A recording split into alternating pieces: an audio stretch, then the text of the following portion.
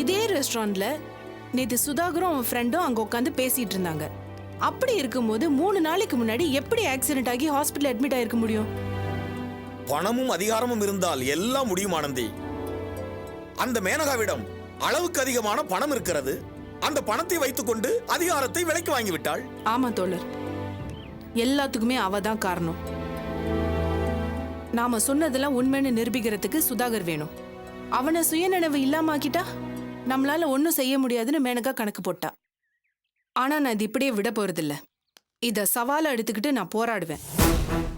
சுதாகர் விஷயத்துல கொஞ்சம் கொஞ்சமா நூல் பிடிச்ச மாதிரி விசாரிச்சுக்கிட்டே போனா அது முடியிற இடத்துல கண்டிப்பா மேனகா இருப்பா. அவளோட சுயரூபத்தை அப்ப வெளிச்சம் போட்டு காட்டுவேன்.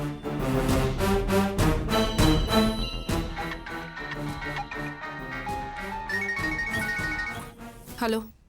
என்ன ஆனந்தி, என்ன வெளிச்சம் போட்டு காட்ட டார்ச் லைட் தேடிட்டு இருக்கியா?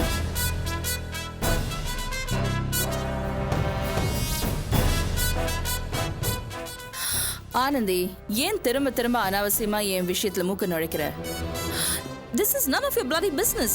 பத்திரிக்கை நடத்தணுமா, 10 இடத்துல விளம்பரம் வாங்கணுமா, கிசு எழுதணுமான்னு இருக்கணும். மக்களும் அதை தான் விரும்புறாங்க.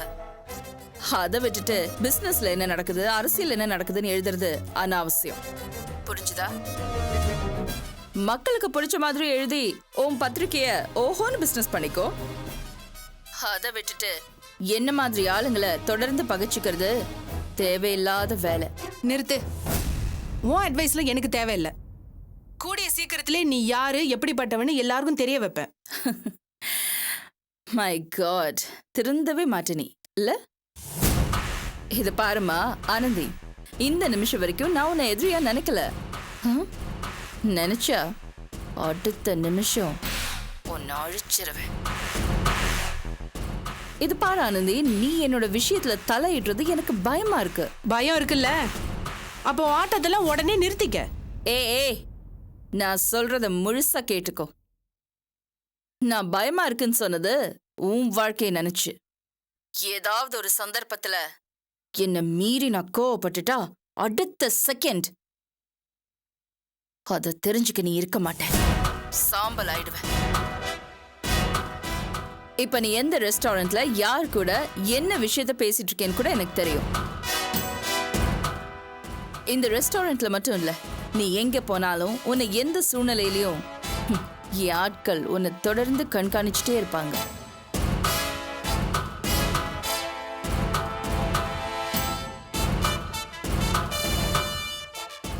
தேடாதம்மா, உன் கண்ணுக்கு அவங்க தெரிய மாட்டாங்க.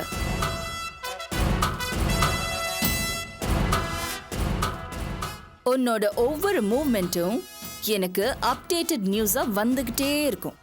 So Anandhi, you must be very careful. ஏய், மிரட்டுறியா? ஆனந்தி, யார் ஆனந்தி? மேனகா தானே? அவதான் ஆளுங்களை வச்சு வாட்ச் பண்ணிட்டு இருக்கலாம். எல்லாத்தையும் விட்டுடுன்னு என்ன மிரட்டிட்டு இருக்கா. சரி, கோவப்படாதீர்கள், அமருங்கள். கோவப்படாம எப்படி இருக்க சொல்றீங்க? யார் கூட உட்கார்ந்திருக்கேன், என்ன பேசிட்டு இருக்கேன்னு தெளிவா சொல்றா. ஆளுங்களை வச்சு வாட்ச் பண்றான்னு நினைக்கும் போது எரிச்சலா வருது. ஆனந்தி, ஆனந்தி, நடந்து கொண்டிருப்பவற்றை எல்லாம் நன்றாக யோசித்து பார்த்தால் அந்த மேனகா அவ்வளவு சாதாரணமான ஆள் இல்லை என்றே தோன்றுகிறது. நாம் செய்கின்ற ஒவ்வொரு காரியத்தையும் கவனித்து பதிலடி கொடுத்து கொண்டே இருக்கிறாள். நானும் எத்தனையோ போராட்டங்களை சந்தித்திருக்கிறேன். இவ்வளவு துரிதமாக செயல்பட்டு பதிலடி கொடுக்கின்ற பெண்ணை இப்பொழுதுதான் முதலாக பார்க்கிறேன்.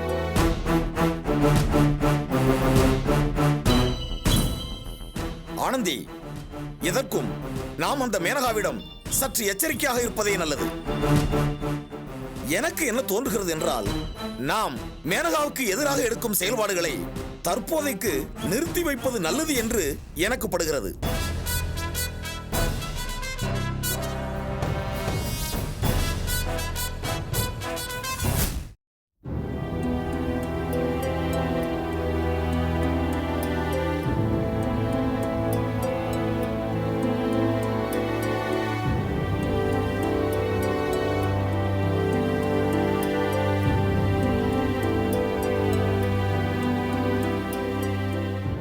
இப்போ உங்களுக்கு என்னமா தெரிஞ்சுக்கணும்? சாமி, என் பொண்ணு அபி நிறைய கஷ்டங்கள் அனுபவிச்சிருக்கா. இப்பதான் எல்லாம் ஓஞ்சி முடிஞ்சு தொழில் விஷயமா அமெரிக்கா போயிருக்கா. அவளுக்கு ஒரு தடவை கல்யாணம் ஆயிடுச்சு. அந்த வாழ்க்கை சரியில்லாம எப்படி எப்படியோ போயிடுச்சு. அதனால அவ அமெரிக்கால இருந்து திரும்பி வந்த உடனே அவளுக்கு ஒரு கல்யாணம் பண்ணி பார்க்கணும்னு நான் ஆசைப்படுறேன். சூழ்நிலை எப்படி இருக்கு, அதெல்லாம் கூடி வருமான்னு நீங்க கொஞ்சம் ஜாதகத்தை பார்த்து சொல்லுங்க. அம்மா, இப்போ அவங்களுக்கு கல்யாணம் பண்றதை விட முக்கியமான பிரச்சனைகளா இருக்குமா? என்ன சொல்றீங்க? என்ன பிரச்சனை வரும்? அம்மா, இப்போ திசைகள் அவங்களுக்கு நல்லா இருந்தாலும் கோச்சாரப்படி சில கெடுதல்கள்லாம் இருக்குமா? அப்படியே நல்லது நடந்தாலும் கெடுதல்கள் நடக்கக்கூடிய சூழ்நிலை இப்ப இருக்குமா? கொஞ்சம் விளக்கமா சொல்லுங்களேன். நீங்க சொல்றத பார்த்தா பயமா இருக்கு. அம்மா, உங்களை பயமுறுத்தணுங்கிற நோக்கம் எனக்கு இல்ல. இந்த ஜாதகக்காரர்களுக்கு கடல் கடந்து போய் ஜெயிக்கணுங்கிறது இந்த ஜாதகப்படி இருக்கு. ஆனா அம்மா, காரியங்கள் கைகூடி வந்தாலும் சத்துருக்களால சேதாரங்கள் ஏற்படக்கூடிய சூழ்நிலையில இருக்குமா? மன ரீதியா மட்டும் இல்லாம உயிர் ரீதியாவும் சேதாரங்கள் ஏற்படக்கூடிய சூழ்நிலையில இருக்குமா? ஐயோ, என்ன சொல்றீங்க சாமி? அம்மா, இந்த ஜாதகத்துல இருக்கக்கூடிய நிலைய சொல்றம்மா. பொருட்சேதம் ஏற்பட்டா கூட திரும்ப சம்பாதிச்சுக்கலாம் சாமி. உயிர் சேதம் ஏற்படாம இருக்கணுமே, அதை தடுக்கிறதுக்கு வழி இல்லைங்களா? அம்மா, நடக்கிறத தடுக்கக்கூடிய சக்தி நமக்கு இல்லம்மா. ஆனா அதோட வீரியத்தை குறைக்கவோ மட்டுப்படுத்துறதுக்கான வழிமுறைகளும் இருக்குமா? என்ன வழின்னு சொல்லுங்க சாமி. உயிர் சேதம் அது இதுன்னு சொல்றீங்க.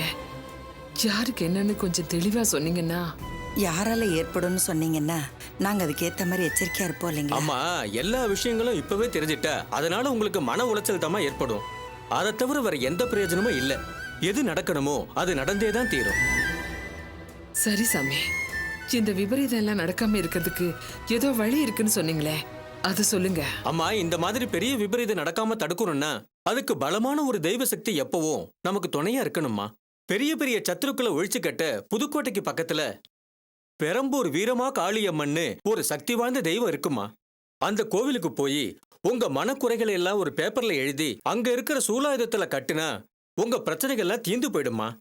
அந்த வீரமா காளியம்மன் அவ்வளவு சக்தி வாய்ந்த தெய்வமா. அதே பிரகாரத்துல இருக்கிற வீரமாமுனி, நெமிலி ஆண்டவர், இந்த கடவுள்கிட்டயும் வேண்டிட்டு வாங்க. அம்மா, உங்களுக்கு இருக்கிற ஒரே வழி அந்த வீரமா காளியம்மன் தான். அந்த அம்மனை நல்லா வேண்டிக்குங்க. அதை தவிர ஒரு வழி இல்லம்மா. சரி சாமி, எந்த நாள்ல அங்கே போனோம்? ஏதாவது விசேஷ நாள்னு குறிப்பிட்டு இருக்கா? வாரத்துல செவ்வாய், வெள்ளி, ஞாயிறு இந்த 3 நாளும் விசேஷமான நாள் தான். அந்த நாள்ல போயிட்டு இந்த பரிகாரங்களை பண்ணிட்டு வாங்க. அந்த கோவிலுக்கு போறதுதான் உங்களுக்கு ஒரே வழி. அதை போயிட்டு முதல்ல முடிங்க. சரிங்க.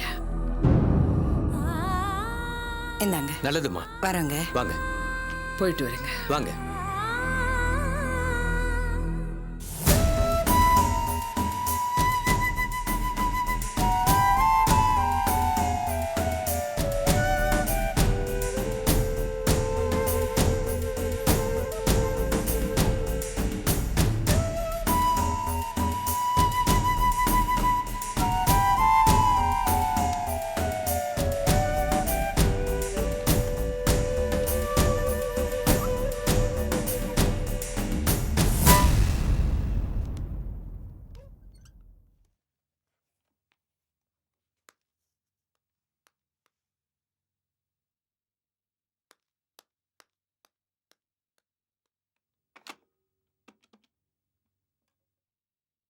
ஜெயா வந்து என்ன பார்த்துட்டு போக சொல்லுங்க.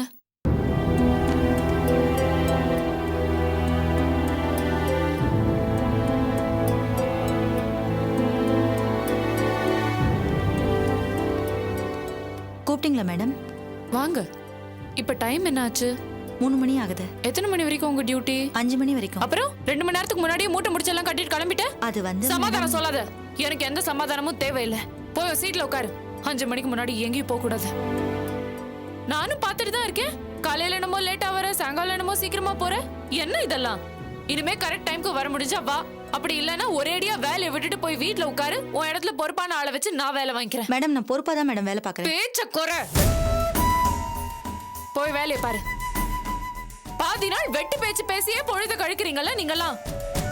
யாருக்கும் வேலை செய்யணுங்கிற ஐடியாவே இல்ல போல இருக்கு. யாரும் கேட்க மாட்டாங்கங்கிற தைரியமா உங்களுக்கு எல்லாம்? என்ன அத்தி, என்ன பிரச்சனை? வாங்க சார், வாங்க. எல்லாம் நீங்க கொடுக்கிற சலுகைனாலதான் பிரச்சனை வருது. என்ன? 3 மணிக்கெல்லாம் மேடம் அப்படியே என்னமோ பேக தூக்கிட்டு கிளம்பிடுறாங்க. அவங்க உங்க இஷ்டத்துக்கு வந்து போறதுக்கு தானே சத்திரமா? மாசம் மாசம் சம்பளம் வாங்குறாங்கல்ல, அதுக்கேத்த மாதிரி வேலை செய்யணும்ல. ஆர்த்தி, முதல்ல டென்ஷன் ஆகாத. விஷயம் என்னன்னு தெரிஞ்சுக்கிட்டு அப்புறம் பேசு. இவங்க ஏன் சீக்கிரம் வீட்டுக்கு போறாங்கன்னு தெரியுமா உனக்கு? சார் சொல்லவே விடல சார். ஏய், நான் எம்டி. முதல்ல நான் கேக்குற கேள்விக்கு பதில் சொல்லு. அதை விட்டு என்னமோ என்ன பத்தி அவர்கிட்ட கம்ப்ளைண்ட் பண்றீங்க? ஆர்த்தி, கொஞ்சம் அமைதியா இரு ப்ளீஸ். எப்படி சார்? எப்படி அமைதியா பேச முடியும்? ராத்திரியும் பகலுமா கஷ்டப்பட்டு அபியக்கா இந்த கம்பெனியை முன்னுக்கு கொண்டு வந்திருக்காங்க. அப்படி இருக்கும்போது இந்த மாதிரி பொறுப்பில்லாத ஸ்டாஃப்னால கம்பெனி நஷ்டப்படணுமா? ஆர்த்தி, ஒரு விஷயத்தை நீ நல்லா தெரிஞ்சுக்கணும். ஜெயாவுக்கு தினமும் 3 மணி நேரம் நான் ஸ்பெஷல் பெர்மிஷன் கொடுத்துருக்கேன். அது எதுக்கு தெரியுமா? அவங்களுக்கு இப்பதான் குழந்தை பிறந்திருக்கு. அதுவும் ரொம்ப சிரமமான சூழ்நிலையில சிசேரியன் பண்ணி தான் குழந்தைய எடுத்திருக்காங்க. ஸோ இந்த மாதிரி சிரமத்தை வெளியில சொல்ல முடியாது. குழந்தை பிறந்து கிட்டத்தட்ட 3 மாசம் ஆகியும் அது நார்மல் வெயிட்டுக்கு இன்னும் வரல. ஜெயாவோட குடும்ப சூழ்நிலைக்கு இந்த சம்பளத்தை அவங்க இழந்துட முடியாது. ஆனா குழந்தையும் பத்திரமா பார்த்துக்கணும். அதனாலதான் ஒரு மனிதாயமான அடிப்படையில் அவங்களுக்கு தினமும் 3 மணி நேரம் பர்மிஷன் நான் கொடுத்துருக்கேன். இது தப்பா? ஆமா, தப்புதான். இது ஆபீஸ். இங்க சென்டிமெண்ட் எல்லாம் பார்த்தா நம்ம முன்னேற முடியாது. குழந்தை தான் முக்கியம்னா வீட்டுல உட்காந்து பாத்துக்க சொல்லுங்க குழந்தைய. அதை விட்டுட்டு இப்படி 10 நாள் வேலை செய்யறவங்களுக்கு முழு சம்பளத்தையும் கொடுக்க என்னால ஒத்துக்க முடியாது. ஆர்த்தி, தினமும் அவங்களுக்கு 3 மணி நேரம் தான் பர்மிஷன் கொடுத்துருக்கு, பாதி நாள் இல்ல. அதுவும் அவங்களோட வேலையை அவங்க லஞ்ச் டைம்ல கூட சாப்பிட போகாம இருந்து அதை காம்பன்சேட் பண்ணிட்டு தான் சீக்கிரமாவே கிளம்புறாங்க. இது நல்லா இருக்கே. வேலையெல்லாம் முடிச்சிட்டு சீக்கிரம் வீட்டுக்கு போயிடலாமா? ஆபீஸ்க்கு சில ரூல்ஸ் இருக்குல்ல சார். இதோ பாரு ஆர்த்தி, இந்த விஷயத்துல நீ இவ்வளவு பிடிவாதமா இருக்கிறது நல்லா இல்ல. இனிமே நான் எல்லா விஷயத்திலயும் அப்படிதான் இருப்பேன். ஜெயா, போய் சீட்ல உட்காரு. ஆபீஸ் டைம் முடிகிற வரைக்கும் எங்கேயும் போக முடியாது. ஆர்த்தி, நாம சம்பளம் தர்றோம், அவங்க வேலை பாக்குறாங்கன்னு நீ சிஸ்டமேட்டிக்கா திங்க் பண்ணாத. நம்ம ஸ்டாஃப்ஸ் கூட ஒரு குடும்பத்துல ஒருத்தர் மாதிரி தான் பழகிட்டு இருக்கோம். அவங்களும் அந்த மாதிரி தான் நம்மகிட்ட இருக்காங்க. நம்ம கம்பெனி சில மாசங்கள் நஷ்டத்துல இயங்கிட்டு இருந்தப்போ சம்பளத்தை கூட எதிர்பார்க்காம வேலை பார்த்திருக்காங்க. தெரியுமா உனக்கு? இங்க ஒர்க் பண்ற யாரும் தன்னை ஒரு 3வது மனுஷன் நினைக்கிறது கிடையாது. நீ சம்பளம் கொடுக்குற, நான் வேலை செய்யறேன்னு ஒன்ன மாதிரி சிஸ்டமேட்டிக்கா திங்க் பண்றது இல்ல. இந்த உறவு ஒண்ணுதான் நம்ம கம்பெனியோட பெரிய பலம். அதை இழந்துட்டோம்னா அப்புறம் எதுவுமே இல்லாம போயிடும். கண்டிப்பு காட்டுங்கிற பேர்ல நமக்கு நம்ம குழி தோண்டிக்க கூடாது. அதை நான் அனுமதிக்கவும் முடியாது. ஜெயா, நீ கிளம்புங்க. Thank you sir. கிளம்புங்க ப்ளீஸ்.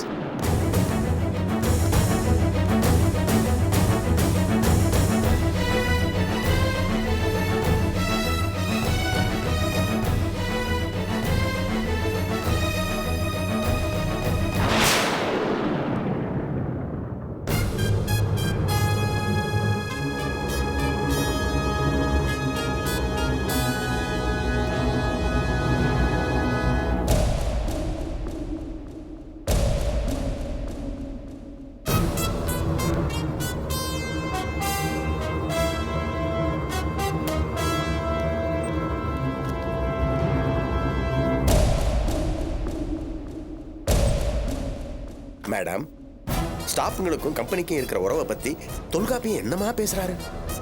அவரை போய் தப்பா நினைச்சிட்டீங்களே. குடும்பம் மாதிரியாமே லேடி ஸ்டாஃபை எல்லாம் இவர் எப்படி நடிக்கிறாருன்னு தெரியாது. கல்யாணமானவங்க, குழந்தை பெத்தவங்கன்னு எந்த விதிவிலக்கும் கிடையாது. எல்லா பொண்ணுங்க கிட்டையும் எவ்வளவு சகஜமா பழகி கம்பெனிக்கு நல்லது செய்யறாரு. இத போய் நீங்க தப்பா நினைக்கிறீங்களே. அப்படி எல்லாம் நினைக்காதீங்க மேடம். அவர் ரொம்ப நல்லவர். என்ன மேடம் நீங்க தொல்காப்பியம் பாட்டுக்கு இஷ்டத்துக்கு வார்த்தை அள்ளி விட்டு அந்த பொண்ணை போமான்னு அனுப்பி வைக்கிறாரு. நீங்க சும்மா வேடிக்கை பார்த்துக்கிட்டு நிக்கிறீங்க. கடைசி வரைக்கும் நீங்க எடுத்த முடிவுல உறுதியா இருக்க வேண்டாமா? சரிங்க மேடம், போனது போகட்டும். இனிமேலாவது விட்டு கொடுக்காதீங்க மேடம், விட்டு கொடுக்காதீங்க.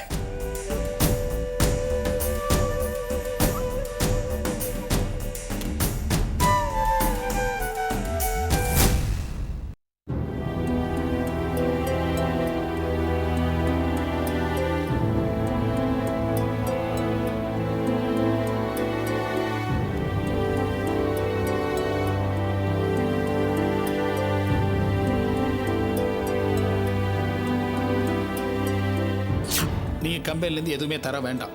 ஆனால் என்னோட பர்சனல் மணிலேருந்து, அதாவது எனக்கு வர வேண்டிய சேலரிலேருந்து சுமதிக்கு ஒரு 5000 செக் போட்டு கொடுத்துறேன்.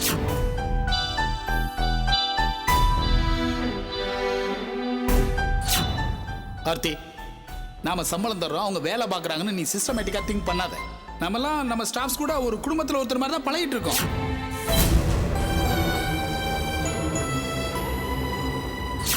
நீ கிளம்புங்க. Thank you sir. கிளம்புங்க ப்ளீஸ்.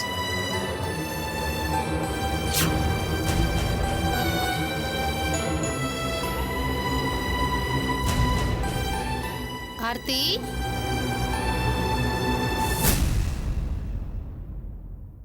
இந்தாம்மா காஃபி.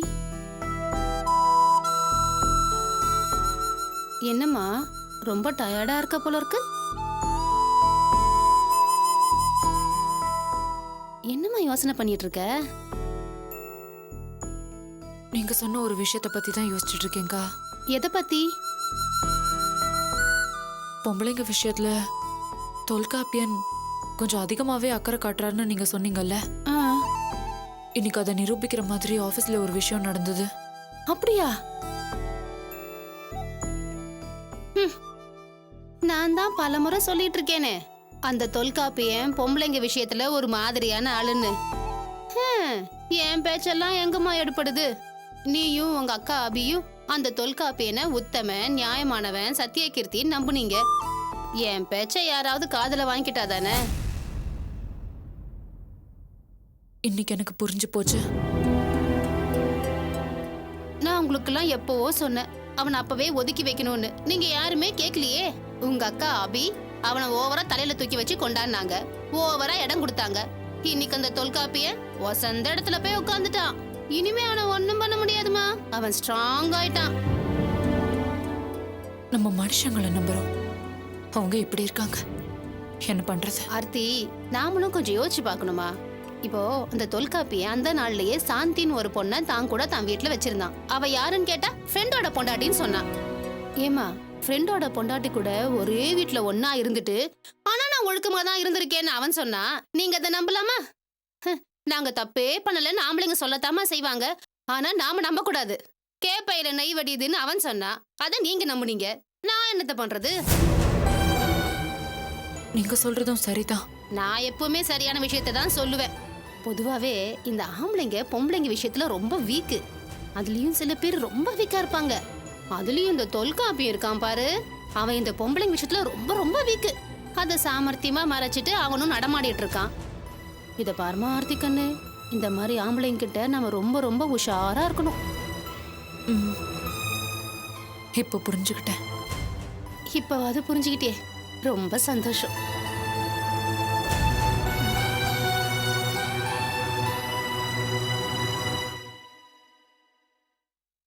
ஆர்த்தி, என்ன? இல்ல, எனக்கு ஒரு வேண்டுதல் இருக்கு. அதனால அவரை கூட்டிட்டு நான் கோயிலுக்கு போலான்னு இருக்கேன். அப்படியா? எதுல போறீங்க? எதுல? பஸ்ல தான் போகணும். காலையில 4 மணிக்கே எழுந்திருச்சு கிளம்பணும். நீங்க எதுக்கு பஸ்ல எல்லாம் போறீங்க? நம்ம டிராவல்ஸ் கார் எடுத்துட்டு போங்க.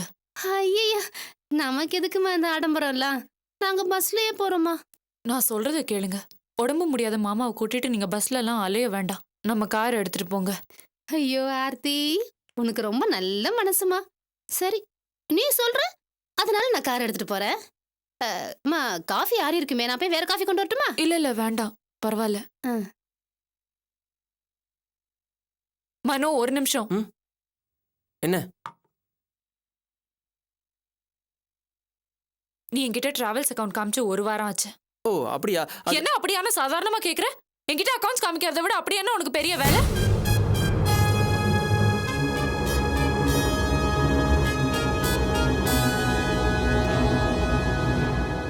இல்ல ஆர்த்தி, வேலை நிறைய இருக்கிறதுனால மறந்து போயிட்டேன். அதுக்கு போய் Just shut up, மனோ. அப்படி என்ன பெரிய வேலை? என்கிட்ட கணக்கு காமிக்க முடியாத அளவுக்கு சோம்பேறித்தனம், அதானே உண்மை? ஆர்த்தி, இப்ப அவர் என்ன தப்பு பண்ணிட்டாருன்னு அவரை திட்டிட்டு இருக்க? என்கிட்ட அக்கவுண்ட்ஸ் காமிக்க வேண்டாமா? இது என்ன பெரிய ரிசர்வ் பேங்க் அக்கவுண்ட்ஸா? 4 நாளுக்கு அப்புறம் காமிச்சா கூடியா முழுகி போயிடும். தப்பு பண்ணது உன் புருஷங்கிறதுனால வக்காலத்து நான் வாங்குறியா? வக்காலத்து வாங்கல. வர வர உன் தோரணையே சரியில்லை. ரொம்ப முதலாளித்தனமா நடந்துக்கிற. நான் ஏன் வேலையை தான் பாக்குறேன். இது பாரு ஆர்த்தி, நான் ஒரு முதலாளி வீட்டுல உண்மையா பிறந்தவ. ஆனா உன்ன மாதிரி ஒரு அல்டல நான் என்னைக்குமே பார்த்ததே இல்ல. வேண்டாம் அனு, ரொம்ப பேசுறேன். நானும் பேச வேண்டியிருக்கும். பேசுமா, இல்லனாலும் பேசிட்டு தானே இருக்க. கூட பிறந்தவன கூட பார்க்காம பேசிட்டு தானே இருக்க. அனு, அனு, என்ன அனு இதெல்லாம்? ஆர்த்தி, கொஞ்சம் வாய் மூணு சும்மா இருக்கிறியா? இப்ப நான் என்ன தப்பா சொல்லிட்டேன்? அது இல்ல, பொறுமையா பேச. நமக்குள்ள சண்டை போட்டா அது நல்லா வருது. இது பாருங்க, அவர் என் புருஷன். அவரோட சுயமரியாதை யாராவது அசிங்கப்படுத்தினா நான் பாத்துக்கிட்டு சும்மா இருக்க மாட்டேன், சொல்லிட்டேன். சரி நீ உள்ள போயேன், தயவு செய்து உள்ள போயேன். ஆர்த்தி உள்ள போ, போ ஆர்த்தி.